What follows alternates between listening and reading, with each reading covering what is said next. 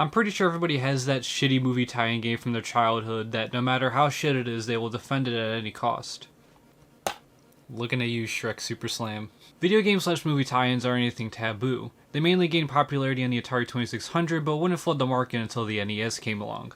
We're talking Ghostbusters, Back to the Future, Friday the 13th, just to name a few, and they're all ass. On the NES, there was no quality assurance on these kinds of games, and it would set a precedent for years to come of companies trying to make a quick cash grab. But you know how the saying goes. It's somebody's favorite game. One of my all-time favorite movies, The Terminator, also received an NES adaptation.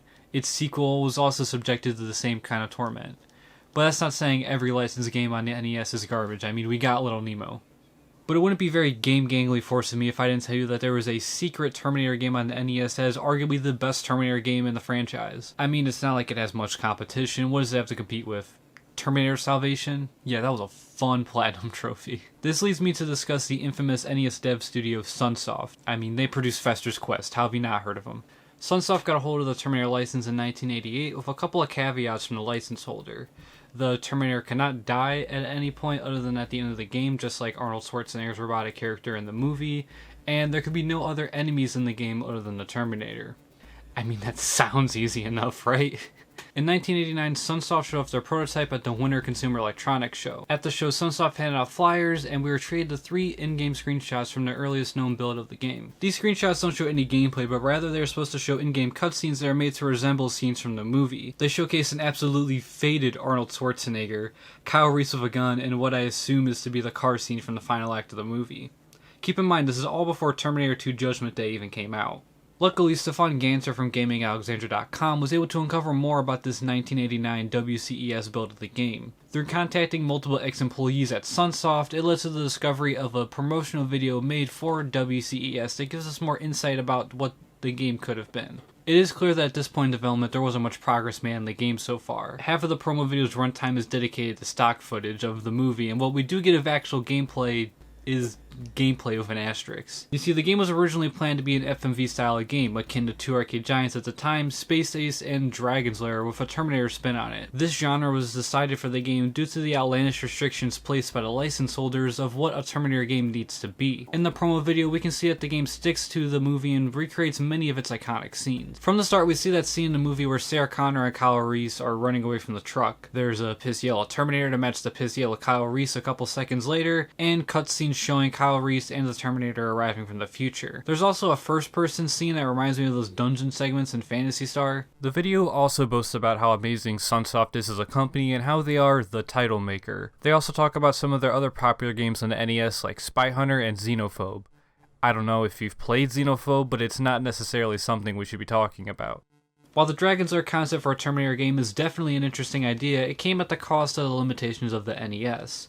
I mean, we have to fit this inside of this. I mean, have you seen Dragon's Lair on the NES? What were they thinking was going to happen here? The dev team quickly ran out of memory and had to scrap the Dragon's Lair / Terminator project idea after about 4 months of development time. From this point on, the team basically ignored the restrictions placed on by the license holders and set out to make a Terminator game set in the future after Skynet has already taken over, and it would set the player down a much more linear path of enemies and robots to fight until their eventual encounter with the Terminator. Later on, a different build of the Terminator game would appear in the July-August 1989 issue of Nintendo Power. Once again, we are blessed with another 3 screenshots, one being a crisp title screen and the other 2 being in-game screenshots showing some gameplay. These screenshots are more interesting because at this point in development, the game more closely resembles the final build of the game. The main character's sprite is more realistic and much more closely resembles Kyle Reese than that of the main character in the final game also.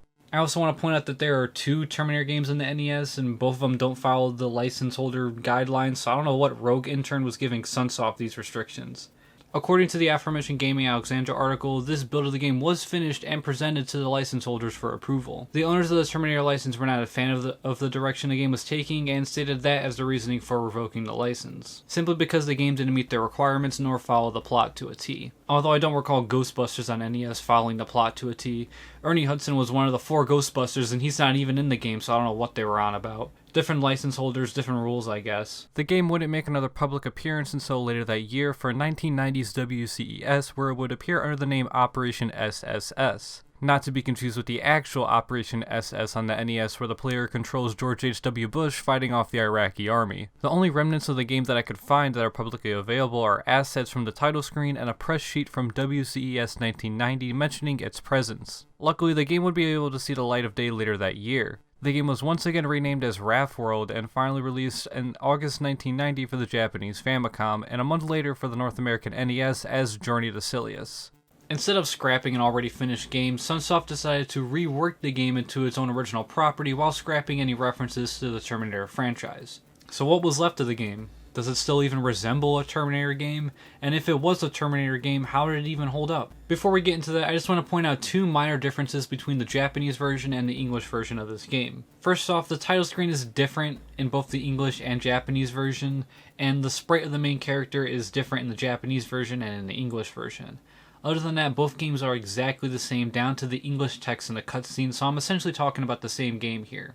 The plot in NES games is never anything super notable. To this day, people are trying to decipher the existentialism in the plot of Ivan Iron Man Stewart's Super Off-Road, but I figured I'd touch on Journey to Silius' plot before we talk about actual gameplay. The game follows our main character, Jay, who's mourning the loss of his father. Weeks later, Jay finds a floppy disk in his father's room, and on it, Jay finds out his father was gathering information on evil space terrorist plans. With this intel, Jay plans to avenge his father and take down the space terrorists.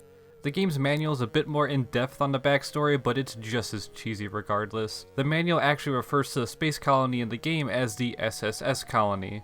It is interesting to see that the previous Operation SSS build somehow made its way into the finished product. Overall, it's a very basic plot and does its job to explain the world the player is going to be traversing. More about the title sequence, the cutting room floor uncovered some Sunsoft development discs that show an earlier version of the title sequence. These changes include Jay's hairstyle, a reflection was added to the floppy disk, and this final screen was broken into 2 slides. Other changes include sentence rewording and grammatical corrections. Referring back to Stefan Ganser's article, he mentions that the composer didn't create any new compositions for the game after the Terminator license was revoked. This means all the tracks in the final Journey to Silius game were originally for the previous Terminator builds of the game. This is more infamously shown in the opening sequence the most, as the story sequence features an amazing 8-bit recreation of the Terminator theme that managed to stick around for the final release.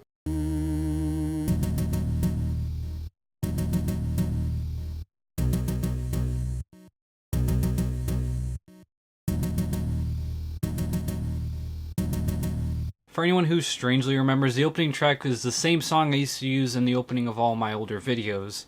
And if that isn't telling for how long I've wanted to talk about this game, then I don't know what is. One other thing I would like to talk about too is the music for this game.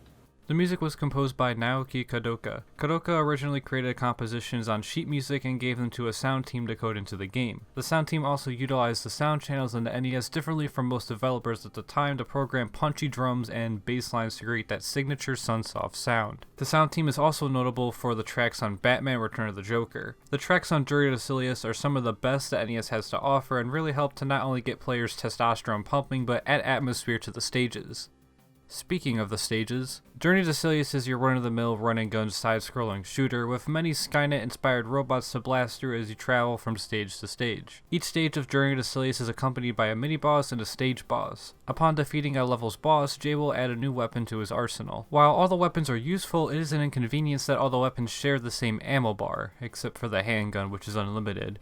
Meaning if I fire a shot with the shotgun and switch over to the machine gun and also fire a shot, I've taken away X amount of ammo from all of my other guns. For my playthrough, I tended to save my ammo for the bosses, but when I got to the bosses, I ended up using it all in the first couple of shots and got downgraded to the handgun for the rest of the fight. It would make more sense if each gun had a set amount of ammo instead of all of the guns sharing the same pool of ammo. It's like giving a kid 5 Nerf guns and a pack of 10 bullets to use them with. This is an oversight by the developers, but it doesn't break the game. It just means I have to use the handgun for 80% of my playthrough, making things a bit tedious, but nothing a turbo controller can't fix. Stage 1, or a deserted space colony in space age 0373 as the manual calls it, shows Jay traversing a city in ruins. This level actually looks eerily similar to the screenshots from the little blurb in Nintendo Power. While the backgrounds in both are different, they still maintain the aesthetic of the opening shot from the film. The final boss of the stage is a helicopter and kinda reminds me of the one Kyle Reese is hiding from in the future war. Stage 2, or Underground Concourse, has Jay exploring an underground sewer-like area or the basement of some corporate building. This is where memorizing enemy placement becomes integral to stay alive. There are many annoying enemies here that make it seem like you have to take a hit in order to have a shot at firing back at them. Whether that be ceiling turrets that appear for 2 seconds to fire a splatter shot then dip, the laser turret that's designed to break your ankles, the wall nipples that shoot in every direction at a frantic pace, or the phallic spikes that erect from the ground, you'll soon learn the placement of all of them and know exactly when to shoot and make it by if you have the patience. That wouldn't be that big of an issue if it wasn't for the weird momentum Jay has when you control him. Jay jumps the usual height of a video game character but falls like a sack of bricks. There's this weird sense of gravity that is always pushing your character downward and makes dodging bullets and quick reflexes an immense pain. It doesn't help that stage 2 deviates from the horizontal side-scrolling the first stage established and goes for a mix of both horizontal and vertical scrolling segments. Jay also has this weird momentum when moving left or right where it takes him a couple seconds to adjust himself to a change in direction. This goes for both on the ground and in the air, which makes platforming a bit tedious. Ranting aside, it isn't the worst thing I've personally experienced, but it isn't ideal for the kind of reaction the game expects out of the player. This isn't no Akari Warriors, but it isn't no Contra either.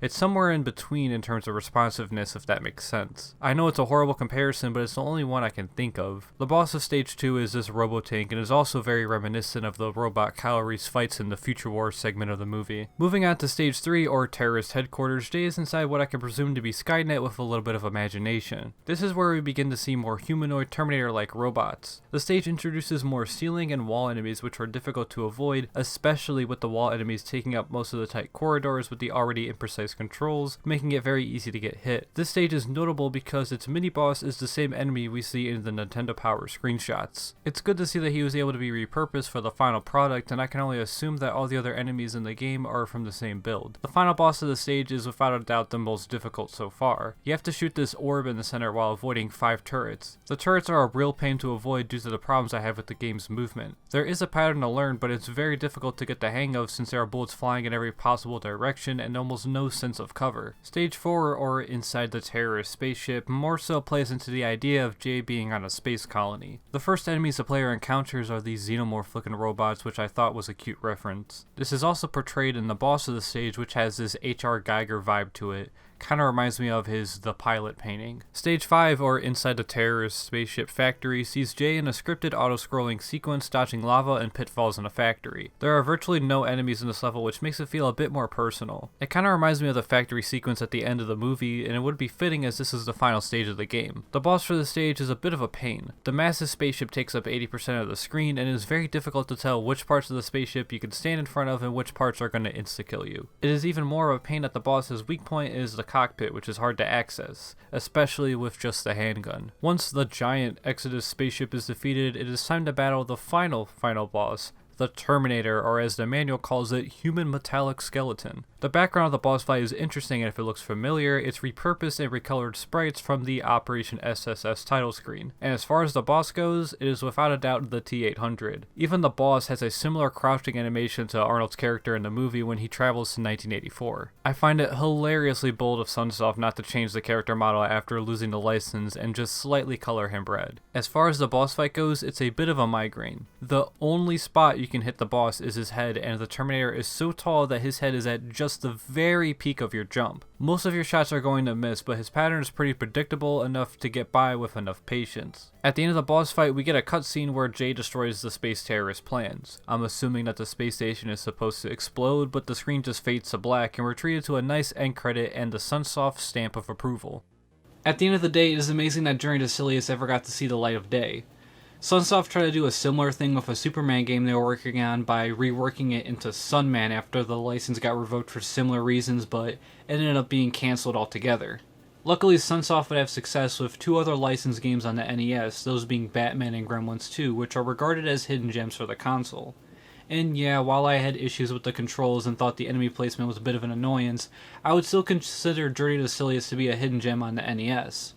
But if you have a Nintendo Switch and access to the NES Switch Online app, the game should be easily accessible to you and is by far the most convenient way to play it these days. If it were a Terminator game, it would be an amazing Terminator game and a highly regarded licensed game for the console. While doing research for this video, I did find a subtle ROM hack that gives off the impression of what it could have been like if the game remained a Terminator game. It simply switches the sprites around and gives a new opening and ending cutscene, but it helps add an extra bit of immersion if you plan on emulating this. Sunsoft is an interesting company, especially in the late 80s and early 90s, and I've wanted to dig into more of their catalog on this channel in the future. I want to talk about Sunsoft's Terminator for the longest time, so I hope you found this video interesting. Thank you so much for watching.